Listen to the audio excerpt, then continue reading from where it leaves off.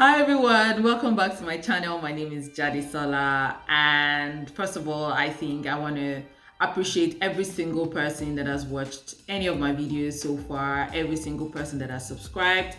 And if you haven't subscribed, please make sure you do if you like my content. So today's topic, is another one that I find very interesting in the sense that we've been talking about, transitioning into tech, getting into tech, and I've also been putting out some content around, my job as a product manager. But before you can even get into any of these roles, you need something that is going to get you your first set of calls and ultimately your interviews, which is your CV. And today I'm going to be sharing with you my CV that helped me to get my jobs here in the UK. I said jobs because I had one before this one that I'm doing, but basically, that's what we're going to be talking about today.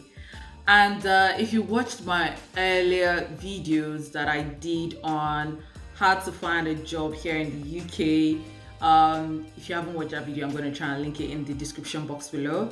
I think I mentioned something around like just knowing myself. I knew that I wasn't the type of person that would tailor my CV to every role. So I had only one CV. So the CV you're looking at is the only CV that I sent out or that I put on platforms, and then I ended up getting calls and interviews for and eventually landing my job as a product manager here in the UK. Let's go straight into it. So one of the questions that I've gotten in my DMs is, is there a particular CV format that they use in the UK, or is there a particular way you have to style your CV? And the honest truth is, I didn't really use any. I used like basic format as far as I'm concerned. I think with any CV, I think that in as much as format is important, I believe that content is king.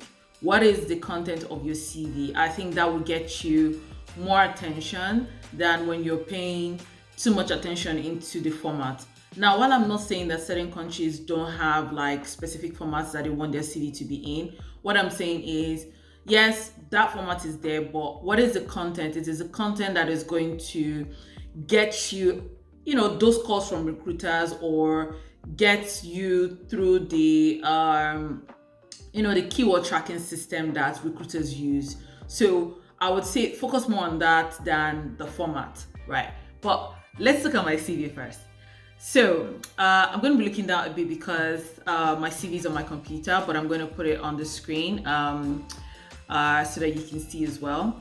So the first section on my CV is my name, my location. You see my phone number and my email. Now, just looking at this now, I'm like, oh my gosh, I never had my LinkedIn profile on my CV while I was job hunting. So I think that it's very important for you to include that as part of your CV, so that if you were not applying on LinkedIn, for example, or you have a different name on your LinkedIn, then a recruiter can find you. So you will see that my name is Jade or Jade Okwaomi. I know that if a foreign person should see the name, they're going to pronounce it as Jade, right? As opposed to like my long name. And I think that this wasn't intentional, but I think after I was saving my CV in like I think I had like too many Jadisola's CV in my computer, and I just wanted to save this one as a different one that I could easily identify was when I actually changed my name to this, and the name has stuck with me. That's what they call me at work now. So that is the first section. Now the second section, if you look at it, is at the top is I highlighted, based on the role I was looking for, my core skills. For people that have been following my channel, you would know that I used to be an entrepreneur, and what I basically did was to highlight like areas where my strength was. Whether or not I was an entrepreneur at this point just really doesn't matter. And I just included like my fintech, e-commerce, and product management experience. So I was clearly looking for product management role. So it made sense for me to say, hey, you know what, I've got like expertise in these areas. The next thing I did was to do like a summary, sort of like just hyping myself up of like how I see myself and my experience. So that's sort of like the next section. Some people don't think that this is useful. I just added it because I've always had it in my CVs in the past. I thought it was good for me to just add that as a summary of who I am and how I see myself in all the roles that I've, just had in the past. So I had a little description of myself and some of the things that I've done. I also added a bit of keywords. So things like, e-commerce, fintech, like you saw earlier, product development lifecycle, agile and scrum, stakeholder management, handling multiple projects, within specification and budget restrictions. So if you're looking at the summary of my CV, like it could pass for different things, right? It could pass for a product management, description. It could pass for business analyst. It could pass for project management as well, just by looking at the summary. The next section in my CV is my experience. So now I've got like, about 12, 13 years experience, just working in general, and also just having like so many years also working in business. I didn't think that my education was the next thing I should be talking about. Especially also realizing that my graduate degree was such a long time ago that I just didn't think that it was relevant. And to be honest, a lot of companies right now are not very particular about your education. So feel free to put it at the bottom of your CV if you have wealth of experience like I did. If you don't have, then your education should probably be at the top with your GP and some of the things that you've worked on, extracurricular, even at school. So now this is another interesting part. Like if you look at my title in this section, one of the things that I got or advice that people gave to me when I came to the UK was, oh, don't let anybody know that you had your companies in Nigeria. They're not going to want to hire you. But I kept thinking about it, like, it doesn't make any sense. That's my story. People that want the skills that I have as an entrepreneur, as an ex-founder, as someone that has led the development of products in the past end to end, would call me and would admire that skill and see it as, oh, I want to have this girl on my team because she's the best thing since sliced bread.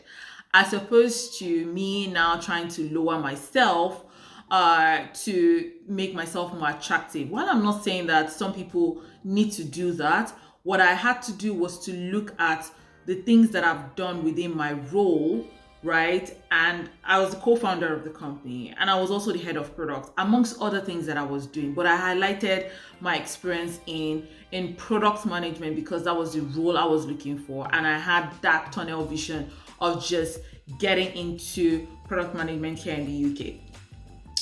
So I had my title at the top, I had the name of the company, and then a brief description of the company, knowing fully well that obviously the company I was had worked in is not like a household name like any of the big tech companies that people might just know at a glance, and you might not need to describe what a Google is or what an Amazon is.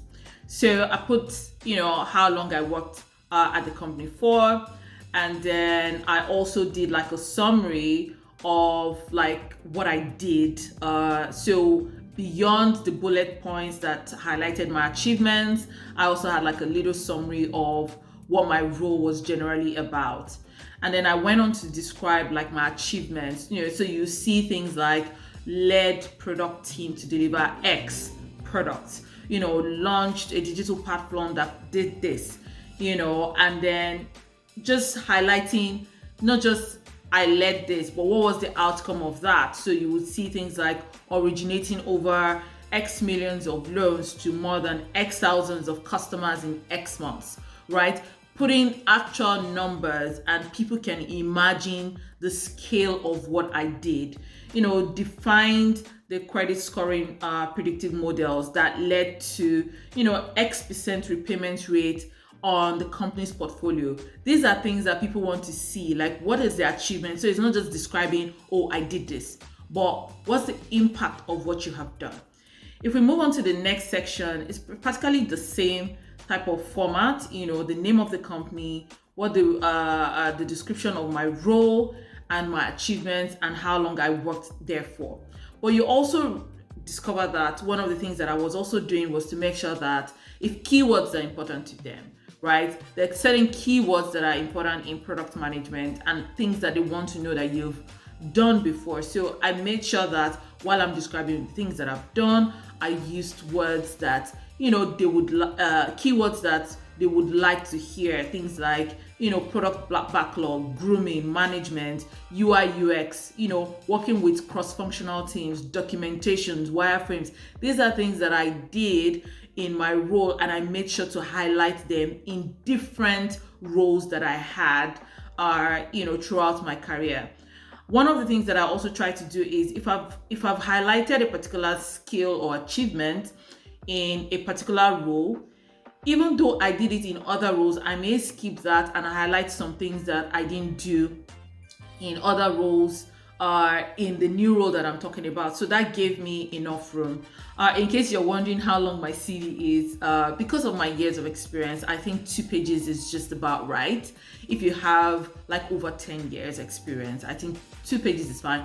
If you're able to put everything into a 1-page CV, that is fine. But if you think that everything that you've done is very relevant in marketing yourself as the potential candidate that should get a job, then by all means use as much space as you can. I made sure to highlight things around my operational background, the sales, as part of what I did, and also hyping, giving them context, because I've come from Nigeria, and a lot of people might not know that Nigeria has one of like the largest tech ecosystem in Africa and in the world, like in terms of like really just raking in investment. Like Nigeria is like the new tech space to watch out for, like in the entire world right now. I would say that just by the sheer genius that is coming out of there, and the type of products, the type of problems that we're solving, despite all the challenges that exist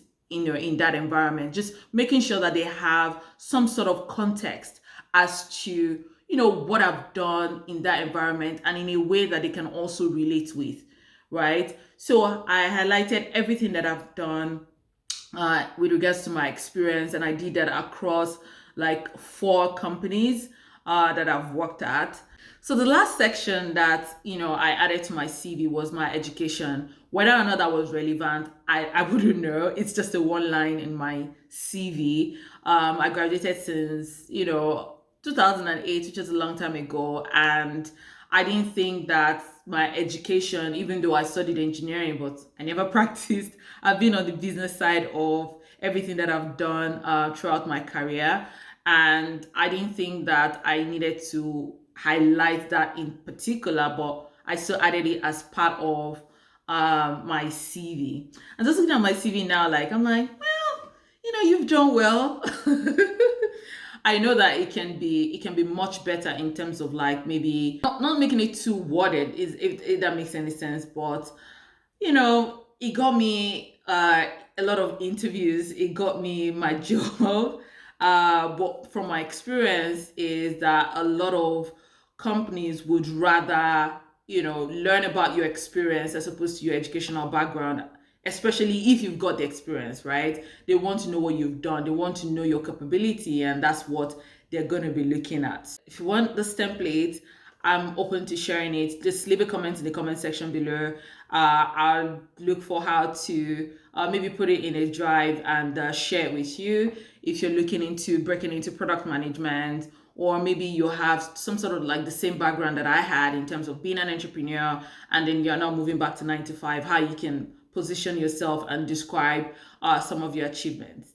So if you have enjoyed this content, you know what to do. Make sure you like, subscribe, put a comment in the comment section, and make sure you tune in next time. Bye.